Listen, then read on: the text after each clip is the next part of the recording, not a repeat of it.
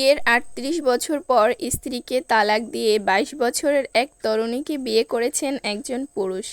কারণ তার এত বছর পরে মনে পড়েছে ছেলে সন্তানের কথা। ৩৮ বছরের সংসারে দুজনেই বেশ সুখী ছিলেন। তাদের ৪ মেয়ে, ৪ জনকেই বিয়ে দিয়েছেন। বিপাকে পড়লেন প্রথম স্ত্রী। বৃদ্ধ বয়সে এটা কীভাবে মেনে নেবেন তিনি? নিজের কথা বাদ দিলেন, মেয়েদেরও তো সংসার আছে, তাদেরও সম্মান আছে। মুখ দেখাবেন কী করে? মেয়েরাও লজ্জায় মুখ লুকালো। সবার পরামর্শে প্রথম স্ত্রীকে আবার ফিরিয়ে আনা হলো। তিনের ঘর করার শর্ত সাপেক্ষে বৃদ্ধ স্ত্রী তার সাজানো সংসারে অন্য এক নারীর হস্তক্ষেপ নীরবে মেনে নিলেন। ৩৮ বছর যে সংসারে সময় ব্যয় করেছেন, শেষ করেছেন, সেই সংসার তুলে দিলেন সতীনের ঘাড়ে। বছর পার হওয়ার পর সতীনের সন্তান হলো। সেই সন্তানের সর্বোচ্চ খেয়াল রেখেও বৃদ্ধার এক মুঠো ভাত জোটেনি। জীবনে যিনি কখনোই অন্যের কাছে হাত না পেতে প্রয়োজনে উপোস থাকছেন, আজ তিনি ক্ষুধার জ্বালায় অস্থির হয়ে মাথা নুয়ে অন্যের ধারে হাত পেতেছেন একটু খাবারের আশায়। তিনি চাইলে মেয়েদের গড়ে উঠতে পারেনি, মুখ ফুটে বলতে পারেননি, মেয়েদের সংসারটাও তো তাদের নিজের নয়।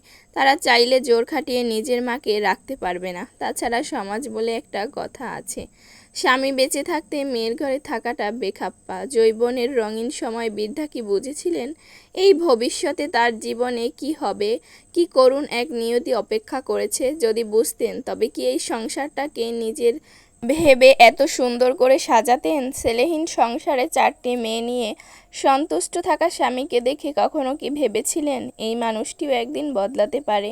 জীবনের শেষ সময়টা বৃদ্ধার সুখকর হয়নি। ৩টি বছর সতীনের ঘর করে একদিন তিনি মৃত্যুকে বরণ করে নিলেন। তবে তার আগে দেখে গেলেন মানুষ কিভাবে বদলায়, কিভাবে মানুষের ভালোবাসা বদলায়। ছেলে সন্তানের বাবা হয়ে স্বামীর উচ্ছ্বাসটুকুও দেখে গিয়েছিলেন, কিভাবে স্বামী তার দ্বিতীয় স্ত্রীকে নিয়ে ভবিষ্যৎ সাজায়, স্বপ্ন দেখে এবং প্রতিটি মুহূর্ত রঙিন করে। সেটাও নিজের চোখে দেখে গিয়েছিলেন। অসহায় বৃদ্ধার হয়তো কিছুই করার ছিল না, হয়তো আনমনে ভেবেছিলেন কি ভুলে ভরা এক জগৎ, কি নিষ্ঠুর নিয়তি। অতিরিক্ত বিশ্বাসের ফলে প্রতারিত হওয়ার দারুণ, হয়তোবা নিজেকে দোষারোপ করেছিলেন বারংবার। হয়তোবা ভাতের খালি প্লেটে ঝরঝর করে তার চোখ থেকে পানি ঝরতো। রাতের নিস্তব্ধতায় হয়তো জীবনের সুন্দর সময়গুলোর কথা মনে পড়তো, যেসব ভেবে হয়তো ভাবতেন যা হয়েছিল সব ভুল, মানুষটা কখনোই তাকে ভালোবাসে। তবে কেন সাজালো এত বছরের সংসার? কেনই বা আগে ত্যাগ করলো না, যখন শক্তি সামর্থ্য ছিল, মাথা গোজানোর জায়গা ছিল, অন্তত 2 বেলা আহার জুটত? আজ কি এক বিভৎস পরিস্থিতি, সংসার থাক, নিয়মিত এক মুঠো ভাতও জুটে না।